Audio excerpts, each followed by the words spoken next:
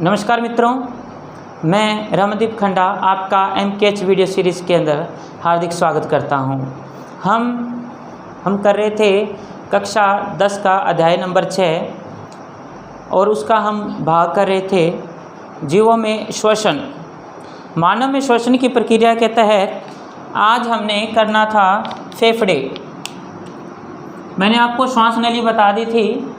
उसके बाद है जो श्वास नली है कहाँ प्रवेश कर जाती है, फेफड़ों में प्रवेश कर जाती है। फेफड़े,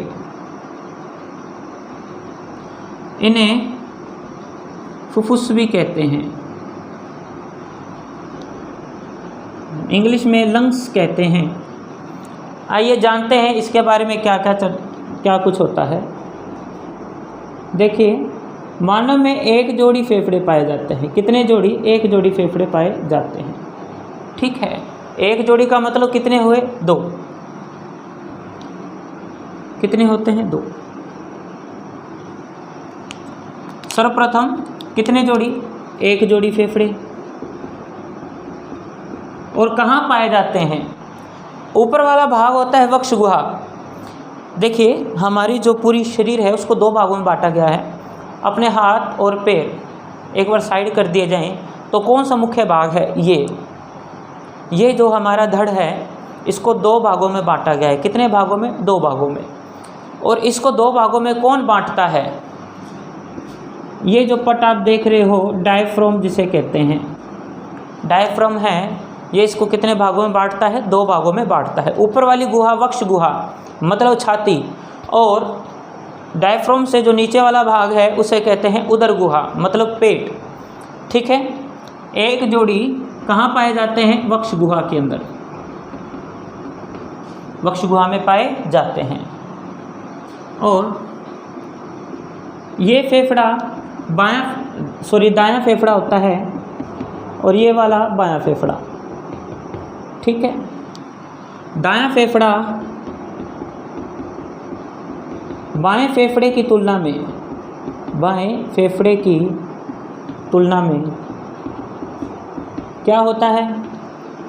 बड़ा होता है। क्या होता है? बड़ा होता है। क्यों बड़ा होता है? इसका कारण भी जान लीजिए। क्योंकि यहाँ बाएं फेफड़े के इधर हृदय आएगा। यहाँ क्या आएगा? हृदय आएगा। इसलिए ये थोड़ी यहाँ से खांच होती है, एक कैविटी, एक गुहा छोड़ी हुई होती है इसको यहाँ पर। और पुरुषों के जो फेफड़े होते हैं वो स्त्रियों की तुलना में भारी होते हैं। स्त्रियों की तुलना में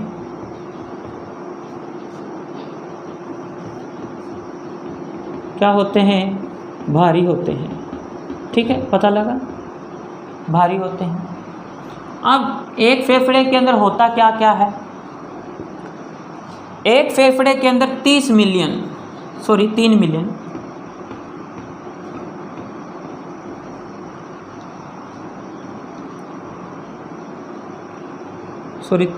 होते, 30 मिलियन कुपिकाएँ पाई जाती है। क्या पाई जाती है? 30 मिलियन कुपिकाएँ, लगभग 3 करोड़ कुपिकाएँ। ठीक है, अब आप कहोगे सर ये कुपिकाएँ क्या होती हैं? ये यहाँ से श्वास नली आ रही है, इसके अंदर ये सी आकार के क्या हैं? छल्ले पाए जा रहे हैं। अब ये श्वास नली आगे विभिन्न भागों में बढ़ती जाती है। सबसे पहले प्राथमिक श्वसनी, द्वितीय श्वसनी, फिर उसके बाद तृतीय श्वसनी, फिर उसके बाद जो तृतीय श्वसनी होती है वो आगे बढ़ जाती है।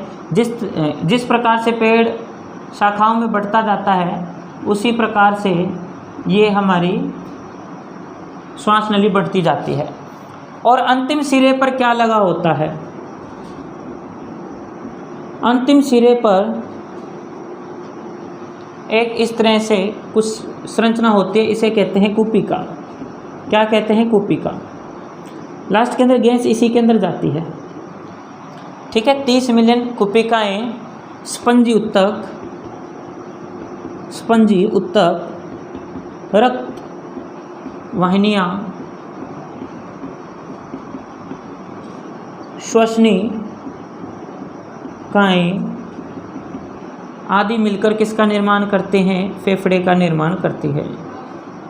फेफड़े का क्या करती है? निर्माण करती है। ठीक है, समझ आया होगा। अब फेफड़ों का निर्माण हो गया। अब लास्ट के अंदर आता है डायफ्राम। क्या आएगा? डायफ्राम। लेकिन उससे पहले मैं आपको बता देता हूँ कि अब सांस अंदर जाएगा कैसे। ये भी डायफ्राम के अंदर ही आ जाता है, ठीक है जी। अब देखिए, ये हमारे फेफड़े हैं। फेफड़ों के ऊपर कवरिंग चढ़ी होती है किसकी? पसलियों की। किसकी कवरिंग होती है? पसलियों की। ये बहुत कोमल अंग होते हैं, इसलिए कोमल अंगों को सुरक्षित रखा जाता है बहुत ही सावधानीपूर्वक। तो ये पसलियाँ इसके ऊपर लगी हुई होती है। अब देखिए, यहाँ पर ये डायफ्राम है। अब हमारा श्वास अंदर की ओर कैसे जाएगा? देखिए, जब ये मध्यपट है डायफ्राम, जब ये नीचे की ओर जाएगा, जब ये नीचे की ओर जाएगा और ये पसलियाँ जो हैं, हमारी पसलियाँ किस ओर उठेगी? ऊपर की ओर उठेगी। किस ओर उठेगी? ऊपर की ओर उठेगी। तब यहाँ पे वक्ष गुहा का आयतन बढ़ जाएगा। जब डायफ्राम नीचे की ओर और पसलियाँ किस ओर जाएगी? ऊपर की ओर। किस ओर जाएगी? ऊपर की ओर। तो आयतन वक्ष गुहा का क्या हो जाएगा? वक्ष गुहा का आयतन क्या हो जाएगा? बढ़ जाएगा। वक्ष गुहा का आयतन क्या हो जाएगा? बढ़ जाएगा। समझिए इसको। अब ये नीचे चला गया और पसलियाँ किस ओर उठ गई? ऊपर की ओर उठ गई। तो अब हमारा जो स्पेस है वो क्या हो गया? बड़ा हो गया। क्या हो गया? स्पेस बड़ा हो गया, बहुत ज़्यादा। यानी कि उसके अंदर अब और चीज़ें भी आ सकती है। और वायु जो होती है, आपने अपनी पर्यावरण अध्ययन या सामाजिक के अंदर पढ़ा होगा कि वायु हमेशा अपने उच्च दाब से कहाँ चलती है? निम्न दाब की ओर। उच्च दाब से निम्न दाब की ओर चलती है। उच्च दाब से निम्न दाब की ओर। तो यहाँ वक्ष गुहा का क्या बढ़ गया? आयतन बढ़ गया। अब वक्ष गुहा का आयतन बढ़ने से अंदर का वायु दाब, अंदर मतलब वक्ष गुहा का, वक्ष गुहा का वायु दाब और कौन सी गैस का? ऑक्सीजन का क्या हो जाता है? कम हो जाता है। जबकि बाहर का क्या हो गया? उच्च हो जाता है। बाहर जो प्रेशर है वो क्या है? अधिक है। अब देखिए, मैं आपको इसको प्रैक्टिकली अपने करते हैं। जब अपने सांस लेते हैं तो पसलियाँ किस ओर उठ गई? ऊपर की ओर। जैसे ही पसलियाँ ऊपर की ओर उठी तो अंदर का जो स्पेस है, खाली स्थान, वो क्या हो गया? बड़ा हो गया। अब गैस इतनी है, स्थान इतना है, स्थान ज़्यादा बढ़ गया, तो अंदर का वायु दाब क्या हो गया? कम हो गया। बाहर का क्या है? ज़्यादा है। तो सांस कहाँ आएगी? उच्च दाब से निम्न दाब की ओर। यानी कि अब हम सांस को क्या करेंगे? ग्रहण कर लेंगे, ठीक है। अब ये जो श्वास है, नासा छिद्र, नासिका, उसके बाद ग्रसनी, कंठ, श्वास नली, श्वसनी, श्वसनिकाओं से होती हुई कहाँ पहुँचेगी? इस कुपित, ये इस कुपिका तक पहुँचती है, ठीक है। अब इस कुपिका तक पहुँच गई भाई। और इस कुपिका के अंदर जो तय है, जैसे ये मेरा हाथ है, ये वैसे ही क्या है? ये कुपिका है। इसके अंदर क्या पाई जा रही है? रक्त वाहिनियाँ बहुत ही महीन होती है। अब आप अंदाज़ा लगा सकते हो, एक के अंदर लगभग 3 करोड़ कुपिकाएँ हैं। एक फेफड़े के अंदर लगभग 3 करोड़ कुपिकाएँ हैं। तो यहाँ पर कितनी महीन क्या होगी? ये रक्त वाहिनियाँ हैं। क्या है यहाँ पर? रक्त वाहिनियाँ। अब हमने क्या ली थी? ऑक्सीजन ली थी। अब ये ऑक्सीजन क्या कर जाती है? यहाँ से रक्त वाहिनी के अंदर प्रवेश कर जाती है और कहाँ चली जाएगी? रक्त के अंदर आ गई। रक्त में क्या आ गई? ऑक्सीजन चली जाती है। और ये रक्त में ऑक्सीजन किसके साथ मिल जाती है? हीमोग्लोबिन के साथ। हीमोग्लोबिन के साथ मिलकर अब ये कहाँ जाएगी? रक्त के अंदर है। रक्त से हीमोग्लोबिन कहाँ जाएगी? ये फेफड़े हैं, फेफड़ों से उठकर इस हृदय में चली जाएगी। समझाई बात आपको? यहाँ से ऑक्सीजन गई और रक्त के द्वारा कहाँ चली गई?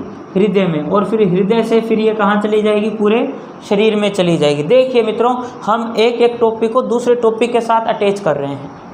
मैंने आपको पाचन तंत्र बताया था। पाचन तंत्र के अंदर विलाई वगैरह थे। विलाई के अंदर भी यही हुआ था कि उसने जो विलाई के अंदर रक्त वाहिनियाँ थी, उसने अपना जो ग्लूकोज था रक्तवाहिनियों के अंदर स्थानांतरित कर दिया था और फिर ये रक्तवाहिनियाँ ऊपर की ओर आ गई। अब हम ऐसे ही सांस ले रहे हैं। अब सांस ले रहे हैं तो ये रक्त के अंदर क्या आ रही है, ऑक्सीजन आ रही है। और जो हम कार्बन डाइऑक्साइड जो फेफड़ों से अलग करेंगे वो भी पूरे शरीर से सबसे पहले हृदय में, हृदय से फिर फेफड़ों में आएगी। अब फेफड़ों से फिर क्या होगा, ये रक्तवाहिनी से इसे आ रही है, रक्तवाहिनी से ये क्या आ गई, CO2, क्या आ गई, कार्बन डाइऑक्साइड आ गई। अब कार्बन डाइऑक्साइड आ गई है भाई, अब इसकी मात्रा यहाँ पर क्या हो जाएगी, बढ़ जाएगी। ये तो था ऑक्सीजन के लिए, इसे कहते हैं निश्वसन। क्या कहते हैं इसको, निश्वसन। अब अपने करेंगे उच्छ्वसन, मतलब कि सांस कैसे छोड़ते हैं। जब अपने सांस छोड़ेंगे तो डायफ्राम किस ओर उठेगा, ऊपर की ओर। किस ओर उठेगा, ऊपर की ओर, जबकि पसलियाँ किस ओर हो जाएगी, नीचे की ओर। तो वक्ष गुहा का आयतन क्या हो जाएगा, आयतन कम हो जाएगा, कम हो जाएगा। वक्ष गुहा का यहाँ पे क्या हो गया, आयतन कम हो गया, जबकि अंदर का जो वायु दाब है, दाब क्या हो गया, बढ़ गया। अब दाब ज़्यादा बढ़ गया तो हमेशा कोई भी गैस है अपनी उच्च दाब से निम्न वायु दाब की ओर गमन करेगी। तो अब यहाँ से जो कार्बन डाइऑक्साइड है वो कुपिका से श्वसनिका, फिर उसके बाद श्वसनी, सांस नली, कंठ, ग्रसनी, नासा छिद्र से होती हुई क्या कर दी जाती है, शरीर से बाहर कर दी जाती है। और इसलिए कार्बन डाइऑक्साइड को वातावरण में क्या किया जाता है, त्याग दिया जाता है।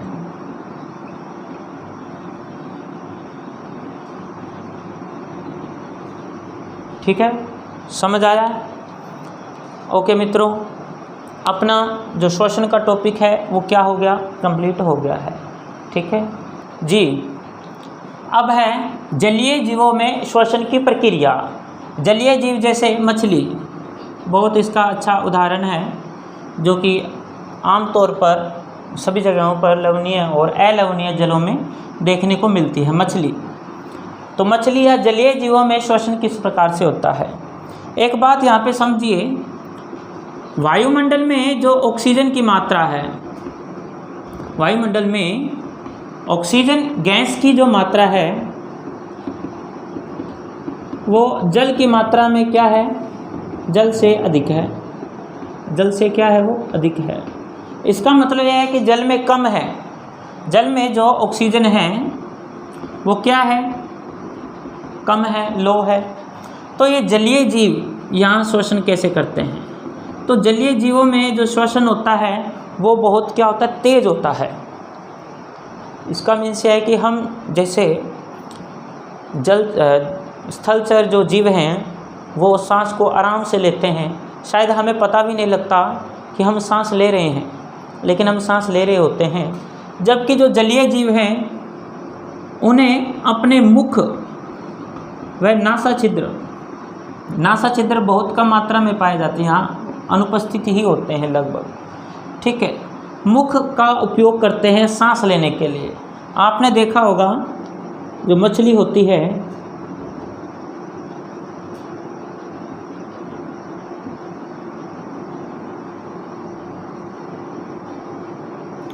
मछली के यहाँ एक तो क्या पाए जाते हैं, गिल्स पाए जाते हैं। ठीक है, और ये अपने मुख को क्या करती रहती है, बार बार ओपन करती है, बार बार क्या करती रहती है, खोलती रहती है, बार बार क्या करती रहती है, खोलती रहती है। क्यों खोलती रहती है, क्योंकि ये झटके से पानी को कहाँ लेती है, शरीर के अंदर। तो इसका तात्पर्य है कि जलीय जीव जो होते हैं वो जल में घुली हुई ऑक्सीजन का उपयोग करते हैं, जल में घुली हुई ऑक्सीजन का क्या करते हैं, उपयोग करते हैं। किसके लिए, श्वसन के हेतु। और ये श्वसन जो होता है बहुत ज़्यादा क्या होता है, तेज़ होता है। ये जो श्वसन होता है बहुत क्या होता है, बहुत ज़्यादा फास्ट होता है। ठीक है, और इसके अलावा मैं पक्षियों की बात करूं, वायवीय जो जीव हैं, पक्षियों में पक्षियों में भी श्वसन जो होता है वो इसी प्रोसेस के द्वारा होता है, यहाँ से नहीं, यानी कि ये है कौन से जलचर स्थलचर ही हैं ये, लेकिन जो कि उड़ते हैं पक्षियों के अंदर। लेकिन इनके अंदर जो श्वसन दर है,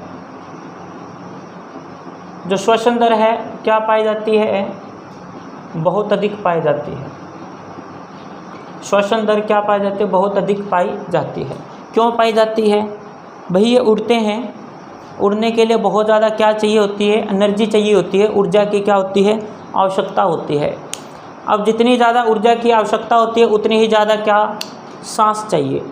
आपने देखा होगा जब आप दौड़ते हैं या फिर अत्यधिक शारीरिक जब आप श्रम करते हैं तो उस अवस्था के अंदर आपकी जो सांस है वो क्या हो जाती है, बहुत अधिक तेज हो जाती है। क्यों हो जाती है, क्योंकि आपको अधिक ऊर्जा की आवश्यकता होती है। इसलिए इसी प्रकार पक्षियों में भी फेफड़े ही होते हैं लगभग, लेकिन उनके अंदर जो श्वसन दर है वो क्या है, बहुत अधिक पाई जाती है। ठीक है, समझ आया होगा आपको। अपना यहाँ से श्वसन का टॉपिक पूरा कंप्लीट होता है। अब अपने नेक्स्ट करेंगे मानव में या जंतुओं में परिसंचरण।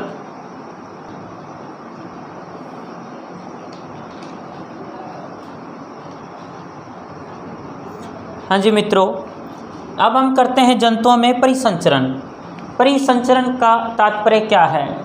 संचरण का मतलब होता है एक स्थान से दूसरे स्थान तक, और ये परिसंचरण का मतलब होता है ये ए बिंदु से घूम घुमा के वापस किस तरह आ जाना, एक बिंदु तक। अब यहाँ पर संचरण किन किन का होगा? देखिए, हमारे शरीर के अंदर ग्लूकोज बना, भोज्य पदार्थ बने, खनिज लवण बना, ऑक्सीजन या गैस से बनी, और कुछ अपशिष्ट जो पदार्थ होते हैं वो। अब किन किन का होता है? हार्मोन का संचरण, अंतःस्रावी ग्रंथि से जो स्राव निकलते हैं उन्हें हार्मोन कहते हैं। हार्मोन का संचरण किसके द्वारा? परिसंचरण के द्वारा। तो अब ये परिसंचरण करेगा कौन? यहाँ पे जो परिसंचरण का कार्य करेगा वो करेगा रक्त, रुधिर, ब्लड। यानी कि हमारे पास परिसंचरण के अंदर कितने भाग हैं? दो भाग हैं। एक तो रक्त है, तो दूसरा क्या है? दूसरा है रक्त को आगे भेजने वाली मोटर। यस, हमारे शरीर के अंदर एक मोटर है जो कि रक्त को क्या करती है? पंप करती है। जिस प्रकार से अपने घरों के अंदर पंप होती है, मोटर होती है जो कि एक साइड से पानी को खींचती है, दूसरी साइड फेंकती है, सेम यही कंडीशन है, और उसे हम क्या कहते हैं? हाँ, हृदय। समझ आया? हृदय क्या है? मोटर है जो कि किसे फेंकेगी? रक्त को पंप करती है, आगे रक्त को आगे भेजती है। ठीक है, तो किस किस का संचरण होगा? हार्मोन का संचरण, गैसों का विनिमय या संचरण, गैसों का विनिमय, अपशिष्ट पदार्थों को उत्सर्जी अंगों तक पहुंचाना, और ग्लूकोज का परिवहन, खनिज लवणों का परिवहन। ठीक है, अब ये परिवहन किसके द्वारा होता है? ये जो परिवहन की जो प्रक्रिया है वो रक्त के द्वारा तो होती है, लेकिन रक्त कहाँ दौड़ता है? रक्त वाहिनियों के अंदर दौड़ता है।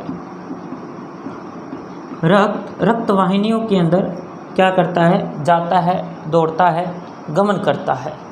और रक्त वाहिनियाँ कितने प्रकार की होती हैं? दो प्रकार की होती है।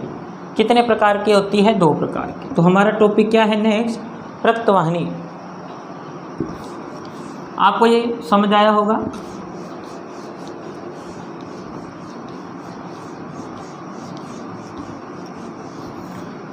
रक्त वाहिनियाँ कितने प्रकार की होती हैं? रक्त वाहिनियाँ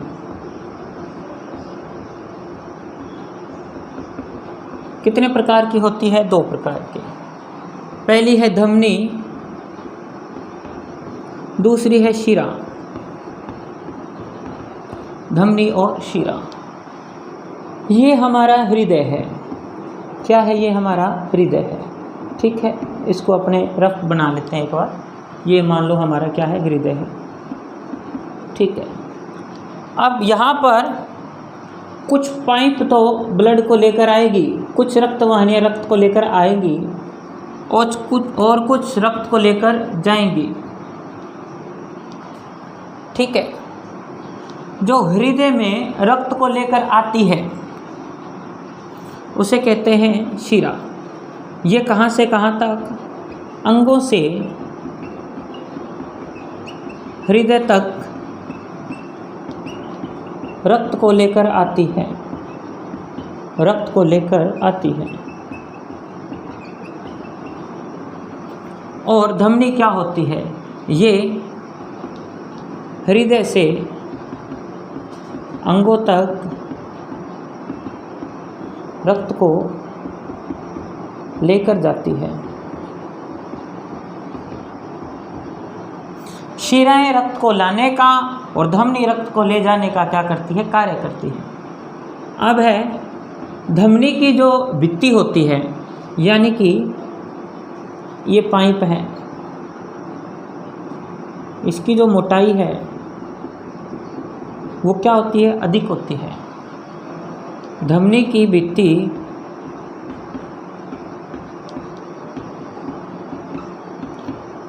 मोटी होती है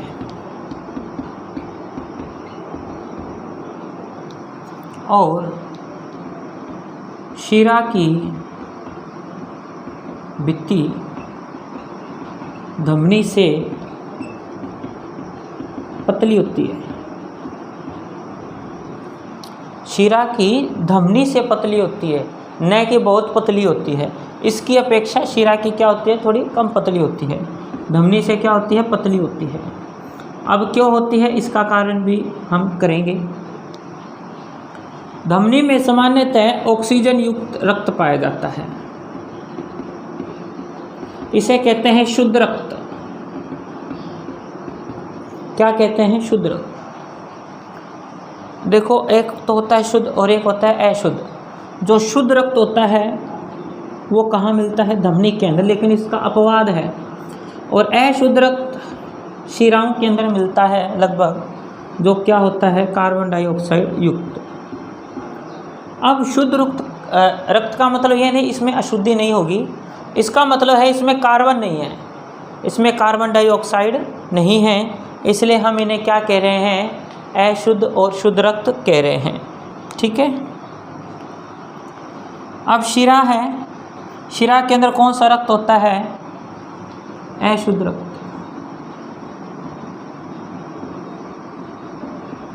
अब यहाँ पर एक अपवाद है। कौन सा अपवाद? फुफ्फुसीय धमनी में CO2 युक्त रक्त होता है। कौन सा होता है? CO2 युक्त क्या होता है? रक्त होता है। जबकि फुफ्फुसीय शिरा के अंदर, फुफ्फुसीय शिरा में क्या होता है? ऑक्सीजन युक्त रक्त होता है। कई बार आपसे डिफरेंस पूछ लेता है, तो यहाँ पे डिफरेंस भी आ गया। ठीक है मित्रों, अब अपने नेक्स्ट टॉपिक पे चलते हैं। अब हम पढ़ेंगे हृदय के बारे में।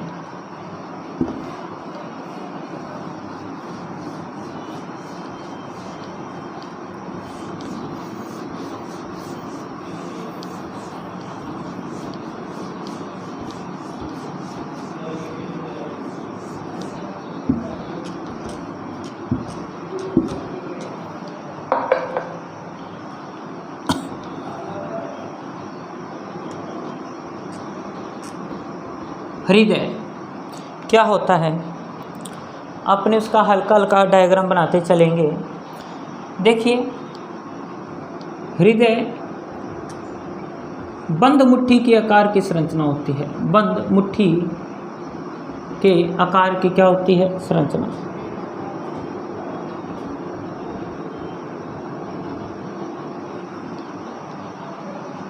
और ये क्या करता है, हृदय एक पंप है, क्या है, एक मोटर है, जिसके कितने भाग होते हैं, 4 भाग होते हैं।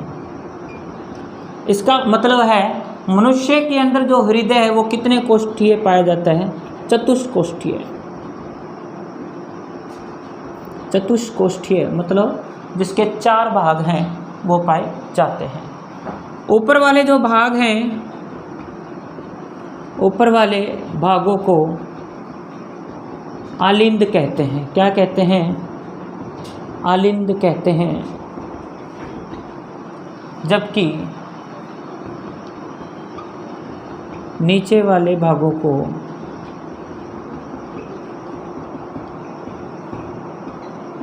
नीले कहते हैं। क्या कहते हैं, नीले कहते हैं। ठीक है, अब हम इसको यहाँ ड्रॉ करेंगे। हृदय कितने, 4 भागों में ऊपर वाले भाग आलिंद, नीचे वाले भाग क्या कहलाते हैं, नीले कहलाते हैं। ठीक है, और मुख्य रूप से हृदय के 2 भाग होते हैं। कितने भाग होते हैं, 2 भाग, दायां भाग व बायां भाग, दायां भाग व बायां भाग। ठीक है, अब हम इसको थोड़ा ड्रॉ करते हैं किस प्रकार से।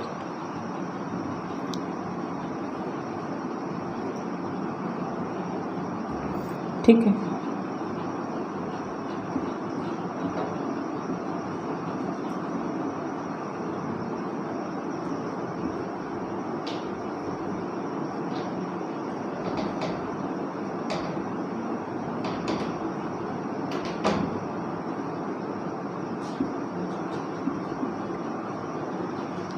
ये जो ऊपर वाले जो भाग आपको दिख रहे हैं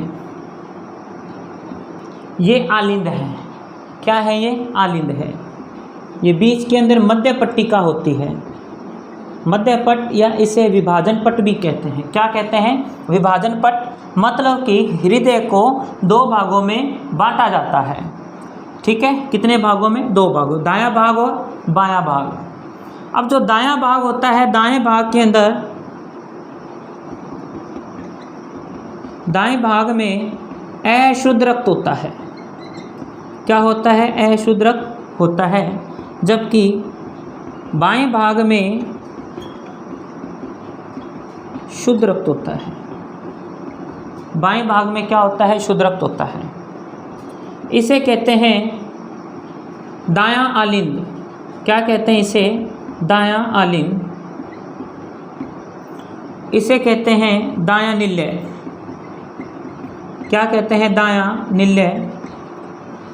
इसके साथ साथ आपको डायग्राम अपनी स्क्रीन पर देखने को मिल जाएगा। ये वाला भाग है बायां आलिंद। क्या है, बायां आलिंद। और ये वाला भाग कहलाता है बायां निलय। क्या कहलाता है, बायां निलय कहलाता है। ठीक है, अब थोड़ी सी और बात, इतना बात आपको पता लग गया होगा। अब जो ये हृदय है, हृदय सिर्फ इस तरह से नहीं रहता, हृदय के ऊपर एक आवरण चढ़ा रहता है। क्या चढ़ा रहता है, इसके ऊपर एक आवरण चढ़ा रहता है, जिसे कहते हैं हृदय आवरण कहते हैं। क्या कहते हैं, हृदय आवरण कहते हैं। और ये एक झिल्ली होती है, इसे कहते हैं pericardiac membrane. Pericardiac membrane, membrane का मतलब झिल्ली होती है। कार्डियोलॉजी किसे कहते हैं, क्या है, कार्डियोलॉजी। हृदय का अध्ययन करना क्या कहलाता है, कार्डियोलॉजी कहलाती है। और हृदय में कौन सी पेशियां पाई जाती है, कार्डियक पेशियां पाई जाती है। कौन सी पेशियां पाई जाती है, कार्डियक पेशियां पाई जाती है। ये कुछ इसके क्या है, महत्वपूर्ण टॉपिक हैं। ठीक है, ठीक है मित्रों, आज के लिए इतना ही। मिलते हैं अब नेक्स्ट वीडियो के अंदर। तब तक के लिए पढ़ते रहिए। नमस्कार।